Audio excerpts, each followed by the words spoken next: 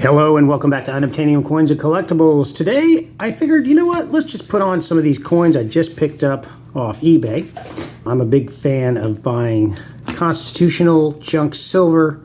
I love quarters and I love the dimes. There's something that as silver starts to increase in price, this is going to be a really good opportunity to have some nice fractionability. You know, these things are what, about $2 and change a piece, maybe $2.39, I think is what they're going for now if you went to a coin shop. Probably $2.50 if I had to guess.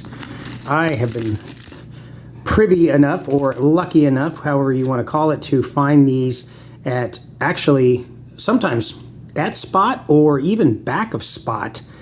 You're going to get various eBay sellers that, you know, might have grandpa's collection or somebody, you know, passed, and they're just trying to sell them and get rid of them. And they'll just sell them at a cheap price just to get them out of the way and move on with their life. And I'm okay with that. I love a deal. Who doesn't love a deal? So these are just some rosy dimes, nothing too fancy. You know, they're just nice constitutional silver. And I also picked up some of these quarters here as well.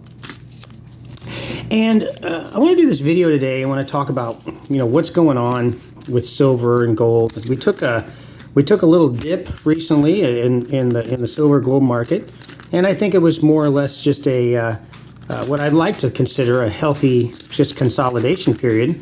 Because if you recall, silver and gold have been going up quite dramatically since January. And I mean, to the point of like double-digit percentages. And when it comes to precious metals, silver, gold specifically, you know, going up that fast, it's usually going to come down at some point, right? Nothing goes straight up, nothing goes straight down. Although you could talk to some of the Bitcoin people today, and they might argue otherwise. Ooh, look at this pretty buy. This one's nice. Nothing fancy. Well, 64, right? But still a nice coin. Got a couple of them in here. Always fun to get quarters and dimes. I do like half dollars. I like silver dollars as well. But these are great. These are always good for, you know, if you want to pay a friend for, helping them mow your lawn or something like that. You know, these are perfect. Here's 4 quarters. Thank you very much for mowing my lawn. That's fantastic. I love it. So, but I know a lot of stackers lately have been a little in the doldrums, I guess, a little down because of everything that's been going on with the market. And, you know, when things go sideways and the excitement kind of disappears and people get a little, frustrated. And, you know, when's silver going to hit $50 an ounce? When gold going to be $3,000 an ounce? Well, folks, it's going to get there someday. And to be honest with you, it's probably going to get there sooner than we expect, I would think. But remember, nothing happens overnight, and you really don't want to see that kind of price action anyway, in my opinion, because that generally means that the world is on fire, and not just on fire, but in an inferno. So, you know, you always have to be patient. But I want to talk about a couple things here, and I'm going to switch over to the internet, and I want to talk about a couple things that I think are reasons why we are going to see silver and gold specifically start increasing in price over the course of the next, really year or two. And some of these posts I'm going to show you will kind of help tell you the story on why I think that is actually the case. So join me over here. I'm going to go ahead and step over my computer, and we shall see what I am talking about. All right, we're going to start over here with the silver gold charts. And as you can see here, this one goes back to August 2023. And you can see little sideways, little dips, but then there's that bounce. Boom, all the way past 2,400. And that was super exciting. And as you can see, that happened in a very, very short period of time. I mean, that was what, over the course of about a month? And we're starting to see that 2,300 or 2,400, excuse me, number really start to pop up again.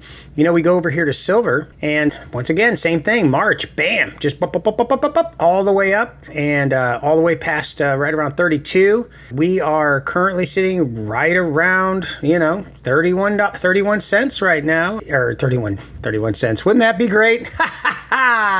31 cents an ounce. Boy, I'd be backing up the house for that price. $31, which is exciting, right? I mean, this is something we haven't seen in a while. We've seen a lot of that sideways trading. And hey, don't sleep on platinum and palladium. I mean, you look at the charts and these spikes, it's very volatile. But if you go back over time, platinum is extremely undervalued. So something I would consider looking into. But let's go into some of the news stories here, and I'll try to stick with local mainstream news articles. And we go CNBC here. Why hundreds of U.S. banks may be at risk of failure. And you read this story here. Hundreds of small and regional banks across the U.S. are feeling stressed. You could see some banks either fail or at least, dip below their minimum capital requirements. So this is a big story because all the banks have really been going downhill since that March of 2023 when those three banks failed. What was it? Signature, Silicon Valley Bank, and First Republic. And those three banks, those losses accounted for more than all the financial losses of all the banks combined in 2008. And of course, the Fed came out and gave them that bank term funding program to kind of bail them out for a year. But of course, that expired last March.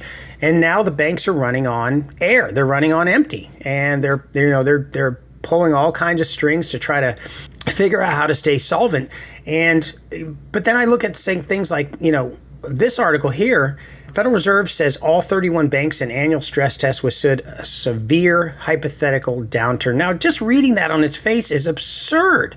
There is absolutely no basis of fact behind this. And you can read this article and say, oh, well, the Federal Reserve did it. It has to be true.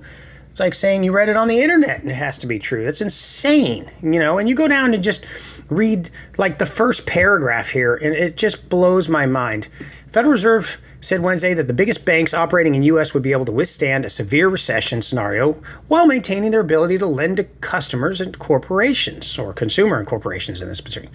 Each of the 31 banks of the year's regulatory exercise cleared the hurdle of being able to absorb losses while maintaining more than the minimum required capital levels, the Fed said. Oh boy, that's really good to know, man. Maybe I should take all that money I took out of the bank a few years ago and put it back in there. I trust the banks, right? No, this next line is insane. Look at this. The stress test assumed that unemployment surges to 10%, commercial real estate values plunge 40%, and housing prices fall 36%. Now listen, I'm no expert here, but I think any one of these scenarios and the market is done. I mean, that's insane. It's insane to think that all those three things could happen, and yet the banks will have no issue whatsoever. Now, me being a little bit of a contrarian and somewhat of a skeptic, I would say this information is BS. And I would say that this information is being put out there to the masses to get people to calm down, relax, don't worry. The banks are fine. Keep your money in the banks. And I don't know if you remember back in 2008, Jim Cramer from MSNBC or CNBC, I think it was CNBC. He has that crazy stock program show, and he came out and said, Bear Stearns is doing fine. Don't sell Bear Stearns. And what was it like? A couple weeks later, the whole thing crashed. Now, you want to go back to silver and gold. Why do I think silver and gold is going to be, massively increasing in value over the next year or two? It's because of stuff like this. I mean, seriously, you can't expect the banks with the kind of stresses they have and the fact that lending is down, credit card debt is at its highest in history, from what I understand. And people are basically living off their credit cards right now. Food inflation is way out of control. Of course, I'm sure you've all seen that video going around where some young man purchased 45 items for this week's of groceries, and it was $100 and something, and that was 2 years prior, and then he did the reorder of all the same items, and it turned to be about like $400 and something. A massive increase. And of course, let's not forget that even though those items were reordered at a higher price, more than likely a lot of those items were smaller due to shrinkflation. So you're getting hit twice on that. And we're all feeling it. We all go to the store and we all understand that groceries are out of control. Obviously there's going to be inflation for things that we need, groceries, gas, things of that nature. But there's going to be probably soon deflation in things we don't need, like boats, cars, hardware, TVs, stereos, things of that nature. This is where gold and silver, specifically silver in my opinion, this is where it comes into play. as those values start going up and all those hard commodity assets or whatever you want to call them go down, this is an opportunity. You can start picking some of these things up. You want to sell a little of your stack to buy yourself a new golf cart or something like that. That's going to be an opportunity. Get further down the road, you want to sell some of your stack to maybe go buy a house. That's going to be a possibility. I don't see this climate, this economic climate, getting it better anytime soon. I think it is extremely prudent to keep stacking. Even in my situation, I've been buying silver when I can get it for $2-3 an ounce back of spot for junk silver. I'm grabbing it. I am so grabbing it. And even if I don't have the money, I'll take some of my gold that I bought a couple of years ago for $1,700 a coin and turn around and sell it to the coin shop for $2,300 a coin and use that money to buy the silver that I just bought for $3 back of spot.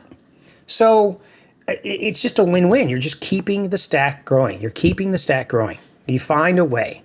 And I'm not a rich man. I mean, I'm rich. I have a great family. I have a loving wife. I consider myself wealthy in that regard. But I'm not rich as far as, how many dollar bills I have in the bank account. But I do stack. And one of these days, that stack will put me in that position where I have a little more flexibility, a little more freedom to live a better life and to hopefully hand some of that better life down to my kids so that they can enjoy moving forward their lives as well. All right, folks, that's all I got for today. Appreciate you sticking with me. And if you like what you hear on this channel, please feel free to like and subscribe. We're going to keep coming back here and adding more information and opinion about what we think's going on. If you have any opinion about what I said, definitely leave it in the comment section. I'd love to hear what everyone has to say. I mean, we're all thinking a lot of the same stuff, and by all means, share your opinions. If I see something that looks interesting, I'll tag it, and we'll talk about it on the next video. All right, thanks again for showing up, and we will see you soon.